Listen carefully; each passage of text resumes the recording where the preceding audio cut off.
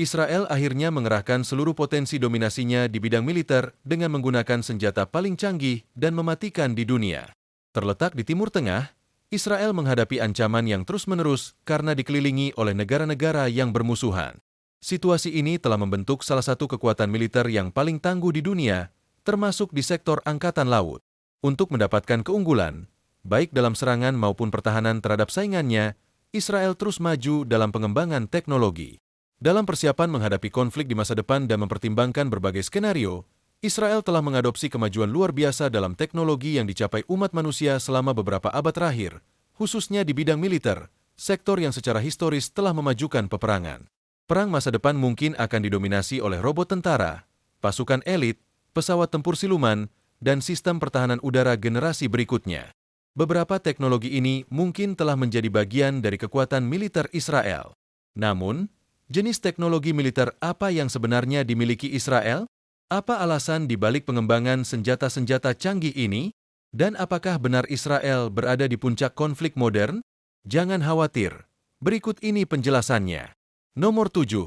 F-35, pesawat tempur generasi kelima yang serbaguna, hadir di Israel sebagai bagian dari program perluasan kapasitas peperangan yang merupakan hasil kesepakatan antara pemerintah Israel dan perusahaan Lockheed Martin.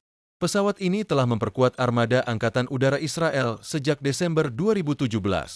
Meskipun kekuatan militer utama dunia telah mengalihkan fokus pada potensi konflik antar negara, Israel tetap menempatkan ancaman seperti Iran sebagai prioritas. F-35, yang berbasis pada pesawat tempur Amerika, telah digunakan dalam berbagai misi, termasuk dukungan udara jarak dekat dan serangan terhadap sasaran seperti Taliban. Pesawat ini menunjukkan kapasitas luar biasa untuk menghadapi pasukan musuh di darat berkat desainnya yang canggih. Israel telah mengadaptasi F-35 agar sesuai dengan kebutuhan operasinya di Timur Tengah, di mana dukungan udara jarak dekat dan presisi menjadi sangat penting untuk melawan teroris. Pesawat ini terbukti berharga dalam serangan udara yang dilakukan secara diam-diam, memberikan fleksibilitas yang signifikan. F-35 mampu beradaptasi dengan berbagai skenario, seperti menghadapi ancaman dari kelompok teroris seperti ISIS atau melaksanakan misi pengawasan dan serangan terhadap negara-negara musuh. Strategi penggunaan F-35 dalam situasi semacam ini memberikan keunggulan taktis yang besar.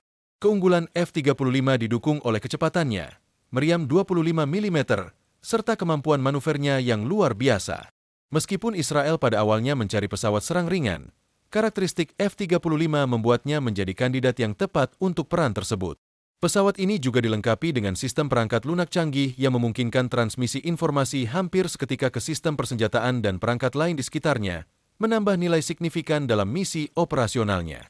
Namun, elemen paling penting dalam konteks ini adalah kapasitas pencegahan yang dimiliki F-35. Mengingat Iran memiliki sistem pertahanan udara S-400 buatan Rusia, setiap negara yang ingin menyerang Iran membutuhkan pembom atau pesawat siluman yang mampu menunjukkan superioritas udara. Diperkirakan Iran bahkan masih mengoperasikan pesawat F-14 dua kursi yang sebelumnya digunakan oleh Angkatan Udara Amerika Serikat. Untuk menghadapi ancaman ini, pesawat-pesawat seperti F-35 dan Adir sepenuhnya mampu menjalankan misi menghancurkan target di udara. Selain itu, Israel juga menggunakan F-35 untuk upaya menetralisir ambisi nuklir Iran, menjadikannya salah satu alat strategis utama dalam menghadapi ancaman regional. Hal ini mungkin memerlukan serangan udara presisi dan sangat tersembunyi yang bertujuan untuk menghancurkan fasilitas nuklir, konvoi, dan material strategis. Berbeda dengan rudal jarak jauh seperti Tomahawk, F-35I Adir dirancang untuk menghadapi dan menghilangkan target yang bergerak dengan sangat efektif dan akurat. Nomor 6. Rex Mk2 Jaguar. Rex Mk2 Jaguar adalah kendaraan robotik yang sebelumnya hanya ditemukan dalam buku fiksi ilmiah, film, dan serial. Dalam berbagai skenario, perang digambarkan diperjuangkan oleh robot yang dikendalikan manusia. Apa yang dulu tampak seperti fantasi kini menjadi kenyataan melalui Rex Mk2 yang dikembangkan oleh industri kedirgantaraan Israel. Sistem ini merupakan contoh evolusi kendaraan darat otonom dan multifungsi. Rex Mk2 dirancang untuk mendukung berbagai jenis operasi darat, sekaligus mengurangi risiko bagi pasukan di medan yang sulit. Saat ini, tentara Inggris sedang melakukan uji coba dengan kendaraan ini yang mampu membawa muatan hingga 1,3 ton. Meskipun memiliki ukuran yang kompak, Rex Mk2 tetap dapat beroperasi secara sembunyi-sembunyi. Fungsi luar biasa kendaraan ini mencakup dukungan dalam pengumpulan intelijen, evakuasi logistik, penyelamatan kombatan yang terluka, serta serangan jarak jauh. Rex MK2 juga dilengkapi dengan kamera pintar yang dapat mengidentifikasi gerakan pada jarak dekat maupun jauh. Kendaraan ini mampu membawa senapan mesin dengan berbagai kaliber, menjadikannya platform serangan yang efisien dan akurat. Motor listrik hibrida pada Rex MK2 menjamin traksi jarak jauh di semua roda serta kemampuan untuk melintasi berbagai jenis medan, bahkan dilengkapi dengan kemampuan amfibi. Pengoperasian kendaraan ini dapat dikendalikan dari jarak jauh menggunakan remote control atau berfungsi sepenuhnya secara mandiri. Para pengembang kendaraan percaya bahwa perang yang sepenuhnya didominasi oleh robotik masih berada jauh di masa depan. Dengan perkembangan yang diperkirakan terjadi dalam beberapa dekade mendatang, integrasi senjata otonom yang lebih besar mungkin dapat terwujud, namun, sayangnya, manusia kemungkinan besar akan tetap menjadi aktor sentral dalam pengambilan keputusan, penargetan, dan pelaksanaan konflik perang, meskipun teknologi terus berkembang. Nomor 5. Kubah besi, Iron Dome. Kubah besi, atau Iron Dome, adalah sistem pertahanan yang dirancang untuk mencegat dan menghancurkan roket jarak pendek yang diluncurkan dari wilayah Palestina. Sistem ini merupakan perisai militer yang tangguh dan dianggap sebagai salah satu keajaiban besar dalam kemajuan teknologi di bidang militer. Aman untuk dikatakan bahwa sistem ini telah menyelamatkan ribuan nyawa di tengah konflik yang telah berlangsung selama beberapa dekade. Dan menurut para ahli, konflik ini mungkin masih akan berlanjut dalam beberapa dekade mendatang. Keberhasilan kubah besi di medan perang merupakan inovasi transendental yang diajukan Israel selama lebih dari 70 tahun keberadaannya sebagai bangsa. Prestasi ini telah menghasilkan banyak dokumentasi, mulai dari wawancara, buku, hingga program televisi, yang semuanya berfokus pada pengembangan sistem dan evolusinya dari waktu ke waktu. Dikembangkan oleh Rafael Advanced Defense Systems dan Israel Aerospace Industries, kubah besi dirancang untuk mencegat dan menghancurkan roket serta peluru artileri yang ditembakkan dalam jarak 4 hingga 70 km. Setelah melalui bertahun-tahun pengembangan dan pengujian, proyek kubah besi akhirnya menjadi kenyataan, memperkuat posisi Israel di bidang pertahanan udara modern. Akhirnya, pada tanggal 7 April 2011, sistem kubah besi pertama kali dikerahkan di wilayah Ashkelon, Israel. Pada hari itu, sistem berhasil mencegat sebuah roket Palestina, menandai keberhasilan pertama dalam mencegat roket jarak pendek yang dilaporkan ditembakkan dari Gaza. Intersepsi ini dapat diamati dari kota-kota Israel yang terletak di dekat Gaza bagian utara. Tak lama setelah itu, pesawat dari Angkatan Udara Israel berhasil melancarkan serangan terhadap kelompok yang bertanggung jawab atas peluncuran roket tersebut. Keberhasilan ini menunjukkan efisiensi sistem pertahanan udara modern Israel. Untuk memahami cara kerjanya, kubah besi terdiri dari 3 komponen dasar yang memastikan pengoperasiannya. 1. Radar pelacakan dan deteksi bertugas untuk mendeteksi dan melacak lokasi serta jenis roket yang ditembakkan. 2. Sistem manajemen pertempuran dan kontrol senjata bertanggung jawab untuk menganalisis data dari radar, mengevaluasi tingkat ancaman, dan menentukan target yang harus dihancurkan. 3. Unit penembakan, menembakkan rudal intersepsi untuk menghancurkan roket yang terdeteksi. Ketika aktivitas peluncuran roket terdeteksi, radar memulai proses analisis dan pelaporan, melacak lokasi, jenis roket, serta tujuan sasarannya.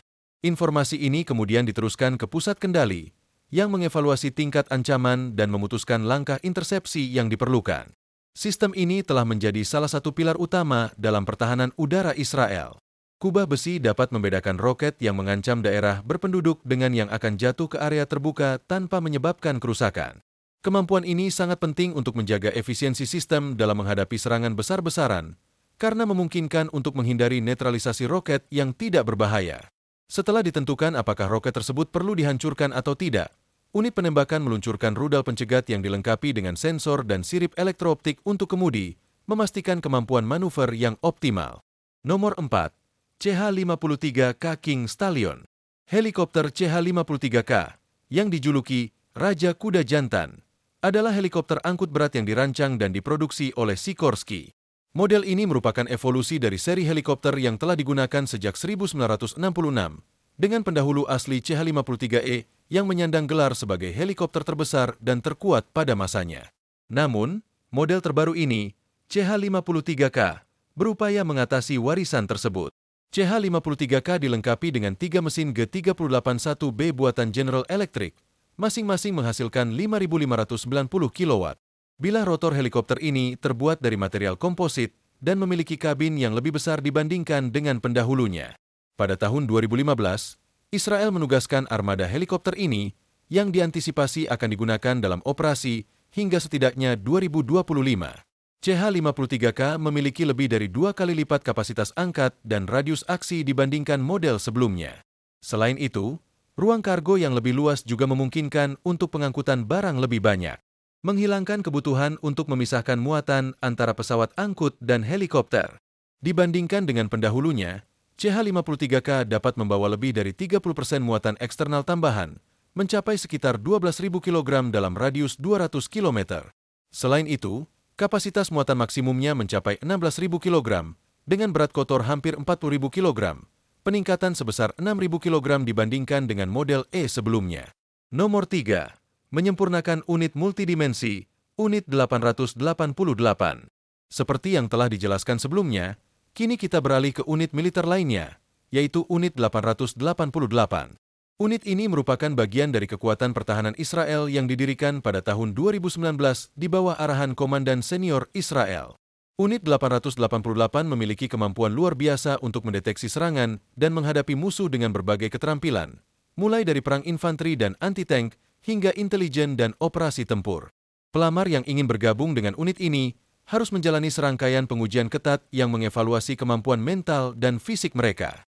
Mereka yang berhasil terpilih kemudian menjalani pelatihan intensif dalam taktik tempur serta menghadapi tantangan ekstrim, baik fisik maupun mental. Proses pelatihan ini dapat berlangsung hingga 16 bulan. Penting untuk dicatat bahwa tidak semua peserta berhasil menyelesaikan pelatihan.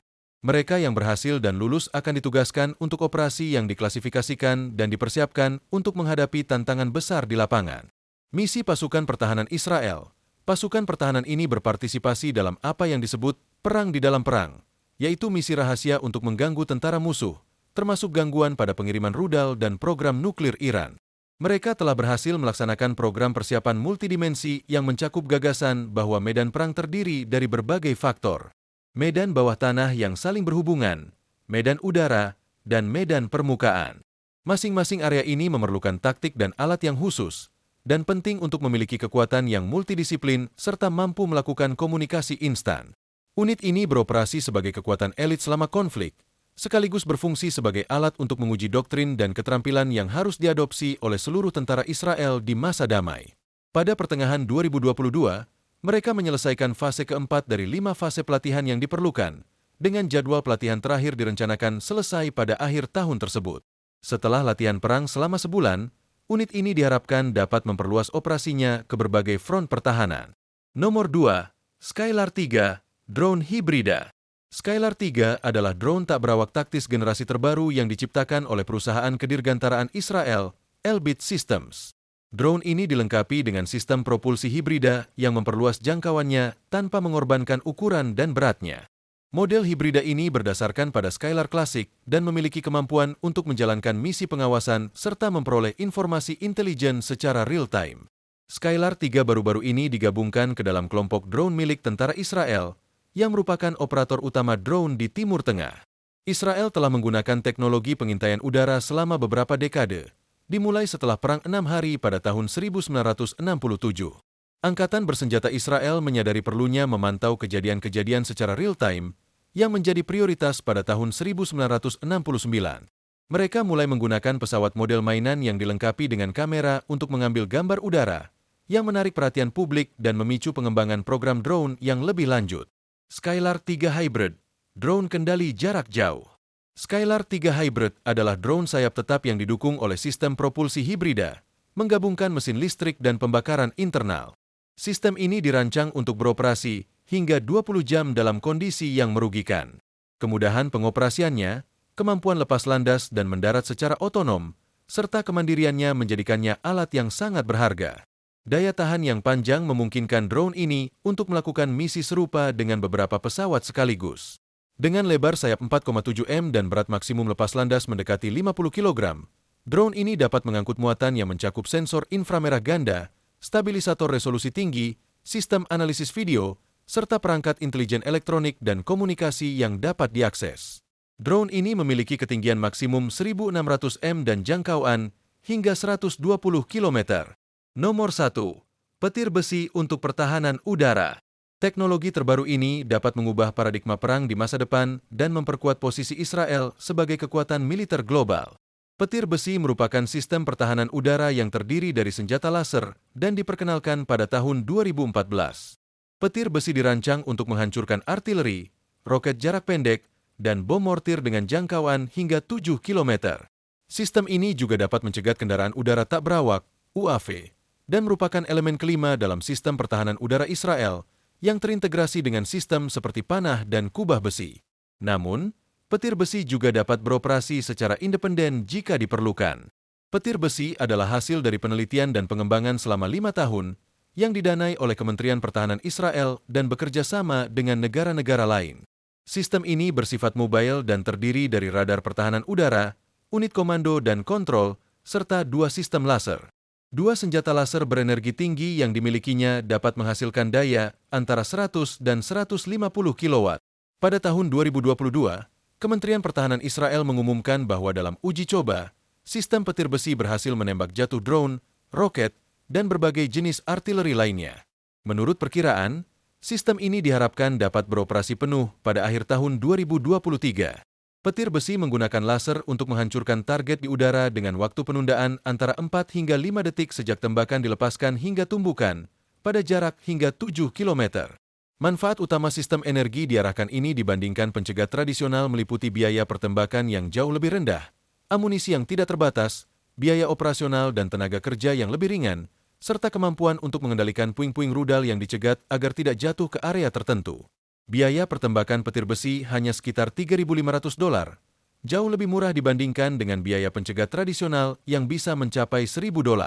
Teknologi yang telah diulas dalam narasi ini hanyalah sebagian dari elemen yang memungkinkan Israel mempertahankan wilayahnya dan menetralisir ancaman di perbatasannya.